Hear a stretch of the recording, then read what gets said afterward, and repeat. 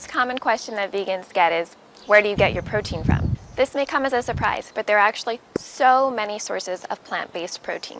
So many, in fact, that I can't talk about them all in just one video. So stay tuned for further parts to this series. And if you like this video, please hit the thumbs up button and don't forget to subscribe so you'll know when the next part of this video is released. And before we talk about the actual sources of protein, I want to mention two things. One, I have a series on my blog called My Vegan Pantry Essentials. And in there I talk about the foods that I'm going to mention today in a little more detail. So if you want some more information, head over there and I'll put the link to that below. And two, the amount of protein you need each day. That amount will vary based on your age, your gender, your physical fitness goals, your activity level, and other factors. There's a misconception that we need a ton of protein in order to be healthy, but the recommended dietary allowance for protein each day is actually quite low. It's 0.8 grams of protein per kilogram of body weight.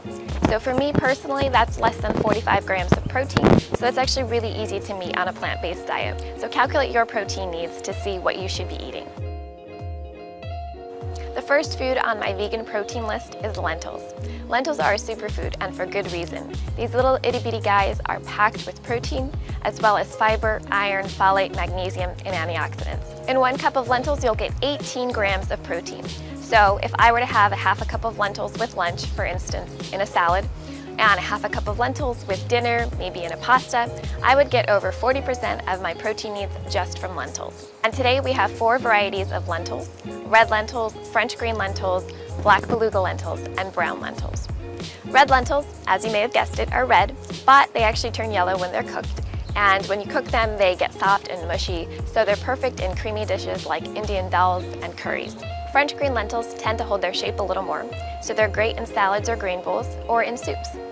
Black beluga lentils are a little bit of a delicacy in my opinion. They're a little more expensive and they stand out on their own, so they're great in side dishes.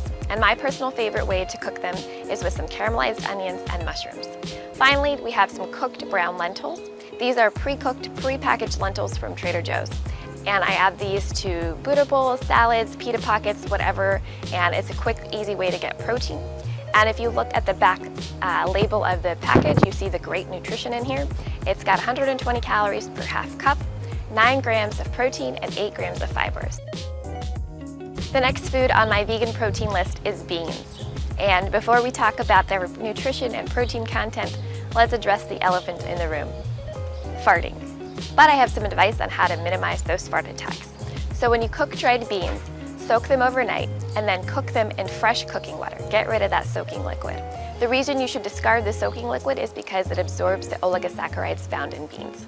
And oligosaccharides are a type of carbohydrate. They're actually good for you, but when your body digests them, they form a byproduct, which is carbon dioxide, and that's what causes the farts. So to prevent those farts, simply cook your beans in fresh water after soaking them overnight. And when you're cooking beans, you can cook them in plain regular water, but you should feel free to get creative. Add some flavorings like peppercorns, garlic, ginger, onions, carrots, celery, rosemary, anything that you might add to a stock. It'll make them a little more flavorful. I know I just told you how to cook dried beans, but if I'm being honest, most of the time I rely on canned beans because they're a time saver. They're definitely a little more expensive than dried beans, but they're not that expensive compared to most food products. And all you do is drain them and rinse them and get that canning liquid off, and then they're just as healthy as dried cooked beans. And today we have canned black beans, canned chickpeas, canned cannellini beans, dried kidney beans, dried pinto beans, and dried white navy beans. Some of my favorite ways to eat beans: one is a quick and easy bean salad for a light lunch or dinner. I simply mix canned beans that I've rinsed and drained. Then I add in some vegetables, whatever I have on hand. Maybe it's chopped carrots or canned artichoke hearts. I also add in some nuts and seeds for healthy fats. And then I add some extra virgin olive oil, lemon juice, or maybe a balsamic vinaigrette, and some basil or parsley for fresh herbs.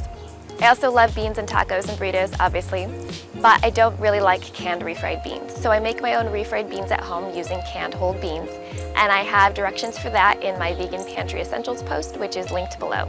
And my absolute favorite way to eat beans is roasted. Again, sounds weird, but have you ever tried crunchy roasted chickpeas? They're amazing. They make the perfect snack to keep in your office drawer, your backpack, your gym bag, your pocket?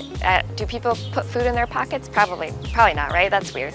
All you need is some canned chickpeas that you rinse and drain thoroughly, and then you mix it with some olive oil and some sea salt and pepper, whatever seasonings you want, maybe cumin and paprika or onion powder for something savory. Then you mix it all together, put it on a parchment paper lined baking tray, and bake in the oven for about 20 to 30 minutes at 400 degrees Fahrenheit. The next item on my vegan protein list are minimally processed organic soy products. Most soy grown in the United States, in fact over 90%, is genetically modified. And what that means is that a plant has their DNA altered in a lab using the DNA from another food, such as another plant, a bacteria, or a virus. And while the science on the exact effects of GMOs on our health is not clear yet, it's probably safe to avoid them when you can. That's why I buy organic soy products only. In the United States, if a label carries the organic sign, that means it's prohibited from having genetically modified organisms in the food. So you're pretty safe if you buy organic soy products. But if you want to be even more sure that you're not eating GMO food, look for the non-GMO verification label on products. And when I say minimally processed soy products, this does not refer to soy protein isolate or soybean oil or other highly processed fake meats. I'm talking about whole fermented soy products or whole soybeans or minimally processed soy products such as tofu. Now let's talk about edamame. Edamame is simply whole soybeans, also known as the food you get before your main course at a Japanese restaurant. Typically, I buy frozen organic shelled edamame and let it defrost in the fridge. Then I add it to whatever I want, whether it's a salad, with hummus, or in pasta. And honestly, my favorite way to eat it is plain with some flavored sea salt. Sounds weird, but it's so delicious. And edamame has more protein than any other bean out there. It's got 16 grams in just 1 cup. Now let's talk about tofu. Most of you have probably heard about tofu. It is somewhat processed, but still minimally processed. And I always buy organic tofu, again, to avoid GMOs and make the healthiest decision I can. There are different varieties of tofu that vary in texture. You have silken soft tofu, which is great for blended foods because it's really creamy and soft. So I use it in vegan desserts, salad dressings, and sauces. The next variety is firm tofu, which, as you guessed it, is firmer in texture. It's great in pan-fried tofu, as a tofu scramble, or in a vegan cheese. I have a recipe for a vegan tofu ricotta that I use in lasagna and pasta, and I'll link to that below. Then we have extra firm tofu, which has the firmest texture and the least amount of water. It holds its shape really well, so it's great to put in the grill, to bake it in the oven, or to fry it. In most of these types of tofu, you'll get 10 grams of protein in a half-cup serving. And I know tofu sometimes gets a bad rep, but you really just need to know how to cook it right. My favorite way is to make crispy baked tofu. And I love it because it has a crunchy exterior and it's still soft in the inside, and it doesn't need a ton of oil as you do with fried tofu. And the last soy product I want to talk to you about is tempeh. Tempeh is whole fermented soybeans, and they come in blocks like this. It has a chewy texture and a slightly earthy taste. And the nutrition in tempeh is amazing. Because it's a fermented food, it's easier on your digestive system and overall healthier than other soy products. And 1/2 cup of tempeh has 15 to 16 grams of protein, so it's an amazing addition to your diet. Technically, when you buy tempeh, it's ready to eat, but I recommend you steam it for about 10 minutes before further cooking it. That gets rid of some of the characteristic bitterness in tempeh. And you can use tempeh in all kinds of dishes, including as a meat replacement. I like to marinate it, hit it on the grill, and put it in a sandwich or a burger. I also cube it and put it in stir fries, as well as crumble it up, mix it with some taco seasoning, and use it in tacos.